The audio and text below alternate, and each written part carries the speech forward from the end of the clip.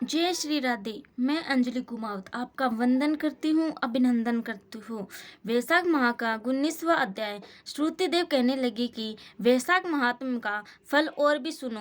पांचांश देश का राजा भूयश का पुत्र परुयश नाम वाला अत्यंत पुण्य आत्मा और बुद्धिमान था। पिता के मरने पर वह राजा बना। वह धर्म पूर्वक पृथ्वी पर राज्य करता था, परंतु पूर्व जन्म में उसने जल दान नहीं किया था। इस कारण इसकी संपत्ति नष्ट हो गई थी। इस प्रकार उसको बलहीन और देखकर उसके कई शत्रु राजाओं ने उस पर आक्रमण कर दिया। बेचारा राजा त्रस्त होकर अपनी सकरानी रानी और सुख कुछ साथियों सहित पर्वत की ओर ऐसी गुफा में छिप गया जिसका रास्ता कोई नहीं जानता था।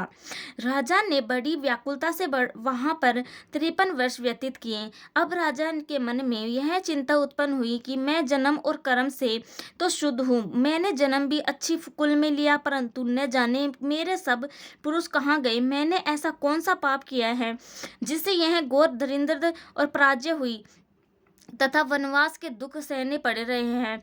इस प्रकार वह राजा अपने गुरु का स्मरण करने लगा।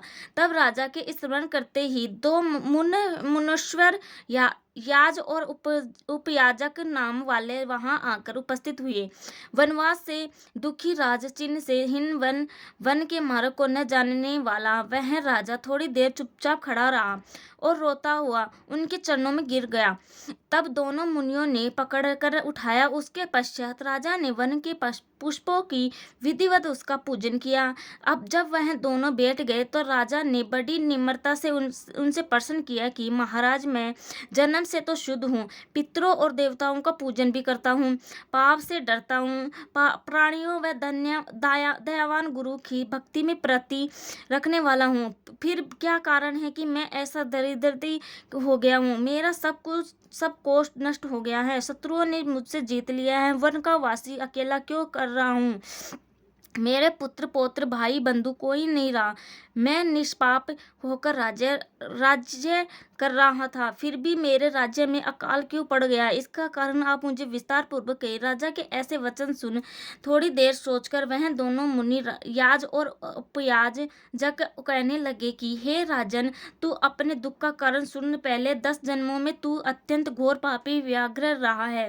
दव्य जन्म में तो भी तू बड़ा कठोर हृदय व्याघ्र का जन्म धारण कर प्राणियों का वध करने में यमराज के तुल्य था। जब तू 10वें जन्म में घोर देश में था और अपने घोर व बुरे कर्मों में लगा हुआ यात्रियों को निर्दयता से कष्ट दिया करता था, तो उसी समय धूप से व्याकुल दो बड़े धनवान वेश्या और वेदांगों को जानने वाला कृष्ण नाम वाले मुनि वहां पर आ गए। उनको आता देख तू धनुष बाण लेकर उसका रास्ता रोक खड़ा हो गया। फिर उनमें से एक वेश्या को मारकर तूने तब धन छीन लिया। जब तू दूसरे को मारने लगा तो वह समस्त द्रव्य वहीं घास फूस में फेंस डर के मारे भाग गया। तब तूने कृष्ण मुनि व्याघ्र के हाथ से मारे जाने के भय से व्याकुल मूर्छा खाकर पृथ्वी पर गिरे हुए ऋषि से पूछा कि वेश्या ने धन का कहाँ छिपाया है। फिर एक गड्ढे के पानी से उनके हाथ मुंह धोए और उससे मूर्छा न आया। इस कारण उन पर पंखे से हवा करने लगा और मुनि से कहा कि जब तक मैं इस वन में सशस्त्र हूँ तब तक तुमको किसी बात का भय नहीं। निर्धन मनुष्य सदा सुखी रहते हैं तथा तुम्हारे फटे वस्त्र और टूटे बर्तनों को लेकर भी क्या करूँगा। तुम केवल यही बताओ कि उस वेश्या ने धन को कहाँ छिपाया है। यदि तुमने ठीक से नहीं बताया तो मैं तुम्हारे मार डालूंगा। तब कृष्ण बोले कि वेश्या धन को इन वृक्षों में फेंक गया है और स्वयं इधर भाग गया है। व्याघ्र ने ऋषि से कहा कि तुम निडर होकर सुख पूर्वक यहाँ से चले जाओ। यहाँ से थोड़ी दूर पक्के तालाब में निर्मल जल है, वहां पर जल पीकर अपनी थकान दूर कर अपने स्थान को चले जाओ। अभी राजा के कर्मचारी वेश्या का रुदन सुनकर तथा पांवों की खोज देखते हुए इधर आएंगे, इसीलिए मैं तुम्हारे साथ नहीं चल सकता। यह पंखा ले जाओ, इसकी हवा से कुछ गर्मी कम हो जाएगी। इस प्रकार वह पंखा लेकर गहन वन में चले गए।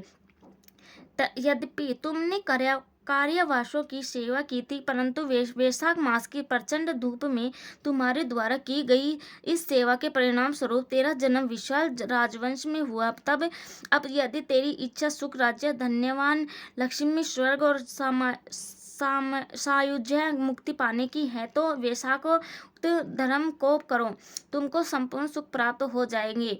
इस मास का नाम माधव मास है। इस दिन तू तत्काल ब्याही हुई गाय ब्राह्मण को दो, इससे तेरे कोष भर जाएंगे और क्षत्रिय के दान से तुमको राज्य की प्राप्ति होगी। विधिवत स्नान का माधव भगवान की पूजा कर दिव्य प्रतिमा के दान से तेरी विजय होगी। और यदि तेरी इच्छा अपने सम्मान पुत्रों की है तो तू सब प्राणियों के हित के लिए उपाय लगवा है। राजन, इन वैशाखोक्त सब धर्मों के करने से समस्त लोग तेरे वश में हो जाएंगे। इतना कह दोनों कुल पुरोहित तो राज्य और प्रजाओं के अपने अपने घर को चले गए। तब महापराक्रमी राजा कुल पुरोहितों के कथा अनुसार वैशाखोक्त धर्म और भगवान की पूजा करने लगा, जिसके प्रभाव से राजा ने अपनी बची हुई सोना को लेकर पांचाल नगरी में प्रवेश किया। इस प्रकार राजा गुरु यश ने अपना खोया हुआ सारा राज्य पुण्य प्राप्त कर लिया। 19वां अध्याय समाप्त। राधे राधे।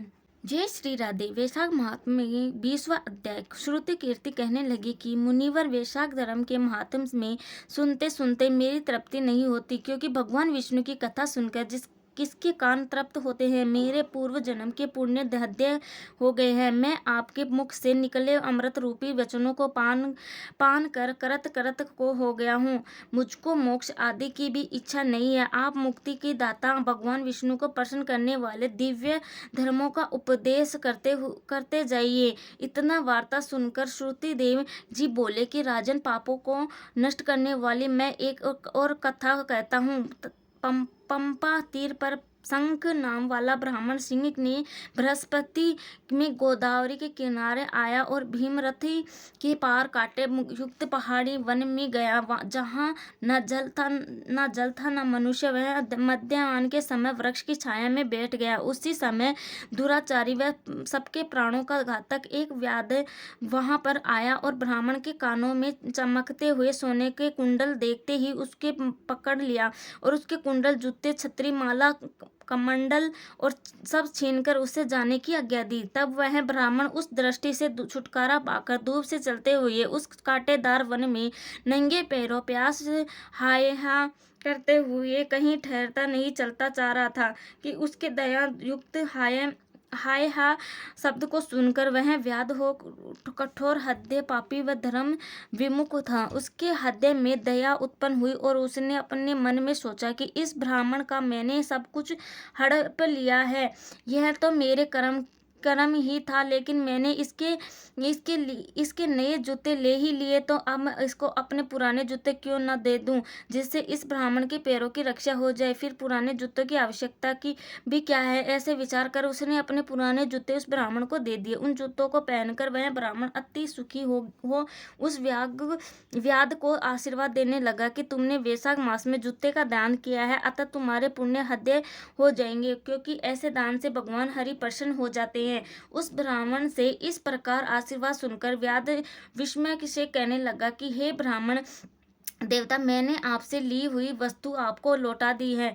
इससे आशीर्वाद कौन सी बात है जो अपने वैशाख मास में हरि की प्रशंसा को सौर यह वैशाख और हरि कौन है तथा उसका क्या फल है। ऐसे व्याध के वचन सुनकर ब्राह्मण शंख विचारने लगा कि सब कर्मों का फल जन्मांतर में ही मिलता है। अतः ब्राह्मण बोले, हे व्याध, तुमने मुझको पाप नाश करने वाले जूते दान दिए हैं, इससे तेरे पूर्व जन्म के पुण्य हद्य हो गए हैं। भगवान तुम पर प्रसन्न है। उसी प्रकार मृत्यु द्वारा कल्पित एक सिंह व्याध के वध के लिए दौड़ता हुआ आया, परंतु बीच में एक देव कल्पीय हाथी को देखकर पहले उसको मारने का उद्यान करने लगा। फिर उस वन में उस सिंह और हाथी का घोर संग्राम हुआ, जिससे वे दोनों थक कर गिर गए और एक दूसरे को देखने लगे। तब पापों के नाश करने वाली जो कथा मुनि के व्याध को सुनाई है उन्होंने भी सुनी, जिसके सुनने मात्र से ही उनके सब पाप नाश हो गए तथा पापों से मुक्त होने के कारण वह पशु योनि को त्याग दिव्य शरीर धारण कर दिए। विमानों में बैठकर अप्सराओं से सेवित हाथ जोड़कर खड़े हो गए। उस मुनि ने उससे पूछा कि तुम कौन हो और आकरण ही इस वन में एक दूसरे को मारने के लिए क्यों उद्धव करते हुए तुम्हारी मृत्यु कैसे हुई, यह सब कथा विस्तार पूर्वक इससे हमें कहिए। 20वां अध्याय समाप्त। जय श्री राधे। जय श्री राधे। वैशाख माह में 21वां अध्याय। पिछले अध्याय में हमने सुना था कि यह सिंह और हाथी के बीच घोर संग्राम हुआ, जिससे वे दोनों थक कर गिर गए और वहीं पर आक्रमण ने व्याध को जो कथा सुनाई वह उन्होंने भी सुनी, जिसके सुनने मात्र से उनके सब पाप नाश हो गए। पापों से मुक्ति होने के कारण वह पशु योनि को त्याग कर दिव्य शरीर धारण कर दिव्य विमानों में बैठकर अप्सराओं में सेवित हाथ जोड़कर खड़े हो गए। तब ब्राह्मण ने पूछा कि तुम कौन हो और आकरण ही इस वन में एक दूसरे को मारने के लिए उद्यत क्यों हुए, तुम्हारी मृत्यु कैसे हुई, यह सब कथा हमसे तुम्हारे विस्तार पूर्वक कहिए। तब अब आगे की कथा आज के अध्याय में सुनते हैं। मुनि के ऐसे वचन सुनकर वे कहने लगे कि मातक ब्राह्मण ऋषि के 2 पुत्र दलित और कोहल नाम के थे। 2 श्राप दोष से उनके यह नाम हुए हैं। रूप यवन से संपन्न वह विद्वाओं में निपुण मातंग ऋषि कहने लगे कि हे पुत्रों, इस वैशाख मास में प्रातः उठकर स्नान करो और मार्ग में प्याऊ लगवाओ और छाया करो, पंखे से मनुष्य की सेवा करो, शीतल जल दान करो और भगवान की पूजा, जिससे संसार के बंधनों से छूट जाओ। पिता के ऐसे वचन सुनकर मुझे दंतिल को अति क्रोध आया और कोहल मंदोत्तम को हो गया। धर्म की लालसा करने वाले हमारे पिता ने क्रोधित होकर श्राप दिया कि हे दलित, तू क्रोध के कारण तुम्हें सिंह और मंदोन्मुक्त होने के कारण कोहल को हाथी की योनि मिलेगी। धर्म से विमुख पुत्र और कटुर वचन वाली स्त्री और पापी को शीघ्र त्याग देना चाहिए, क्योंकि जो लोभ वर्ष होकर उसके नहीं त्यागता वह 14 मनवंतर तक नरक भोगता है। इसी समय हम अत्यंत दुखी होकर श्राप निवृत्त के लिए पिता से बारंबार प्रार्थना करने लगे तो उन्होंने कहा कि तुम दोनों जब पशु योनि में एक दूसरे को मारने के लिए उद्बुद्ध होगे तो उस समय व्याध और शंख का वैशाख धर्म विषयक संवाद तुम्हारे कानों में पड़ेगा। तब उसी समय तुम्हारी मुक्ति हो जाएगी और तुम पाप से छूट पूर्वक धारण कर मेरे पास निवास करोगे। मेरा यह वचन मिथ्या नहीं होगा। इस प्रकार पिता के श्राप से हमको यह योनि मिली और एक दूसरे को मारने की इच्छा से यहाँ आए हैं। यहाँ पर आपको दिव्य संवाद सुना, जिसके प्रभाव से हम कृतार्थ हुए हैं। जिसके पश्चात वे दोनों मुनीश्वरों को नमस्कार कर आज्ञा लेकर अपने पिता के पास चले गए। व्याध भी यह कथा सुनकर अपने शस्त्र आदि फेंक कर पुण्यात्मा ऋषि से कहने लगा। आगे की कथा जानेंगे हम अगले अध्याय में। 21वां अध्याय समाप्त। राधे राधे। जय श्री राधे। वैशाख माह में 22वां अध्याय। आज के अध्याय में हम जानते हैं 21वें अध्याय से आगे की कथा। व्याध कहने लगा कि हे महात्मा, मैं अत्यंत दुर्बुद्धि और पापी हूँ। आपने मुझ पर बड़ी कृपा की है। हे दया के सागर, वह अब मुझ पर ऐसी कृपा करो कि जिससे अब मेरी बुद्धि दूषित होकर कोठे कर्मों में न जाए। अतः आप मुझे उपदेश दीजिए। व्याध के ऐसे वचन सुनकर मुनि ने उसको धन्य धन्य कहा और फिर उसको उपदेश देते हुए बोले कि हे व्याध, यहाँ पर धूप अत्यंत तेज है, न छाया न पानी। इस कारण चलो यहीं कहीं दूसरी जगह जल पीकर और छाया में बैठ स्वस्थ चित्त से तुम्हारे सामने पाप नाशक महात्म का वर्णन करूंगा। व्याध हाथ जोड़कर कहने लगा कि यहाँ से थोड़ी दूर पर एक निर्मल सरोवर है, जहाँ फूलों से लदे हुए अनेक केथ के वृक्ष हैं। वहाँ निश्चित ही चित्त प्रसन्न होगा। व्याध की यह बात सुनकर शंख मुनि उसके साथ चल दिए और थोड़ी दूर पर जाकर उन्होंने देखा कि एक निर्मल सरोवर है। मुनि ने उस सरोवर में स्नान किया, फिर देव पूजन का व्याध के लाए हुए श्रम नाश मीठे केद के फल लाए और तत्पश्चात व्याध कहने लगा कि महात्मन, यदि आप मुझ पर कृपा करो तो यह बतलाइए कि कौन सा कर्म करने से मुझे व्याध जैसी बुरी योनि मिली और फिर आपको सत्संग हुआ। मुनि हंसकर कहने लगा कि तुम साकल नगर में वेद पाठी ब्राह्मण थे। तुम्हारा नाम स्तंभ और गोत्र भी वत्स्य था। एक पर स्त्री के तुम्हारे प्रेम था, उसी की संगति दोष से तुमने नित्य कर्मों को त्याग दिया और शूद्र के समान सहने लगे। इस प्रकार तुमने आचारहीन होकर धर्म का त्याग किया, परंतु तुम्हारी स्त्री को अत्यंत रूपवती थी तुम्हारी, और इस स्त्री की बहुत सेवा किया करती थी। तुम दोनों पलंग पर सोते, वह नीचे सोती, तुम्हारे पैर धोया करती। उस स्त्री के मना करने के बाद भी तुम्हारी पत्नी उस स्त्री की और तुम्हारी सेवा किया करती थी। एक दिन तुमने भैंस का दूध और मूली खाई तथा तिल की भी खाए। इस अपचे भोजन से तुमको दस्त और वमन दोनों होने लगे और फिर दारुण भयंकर रोग दिया।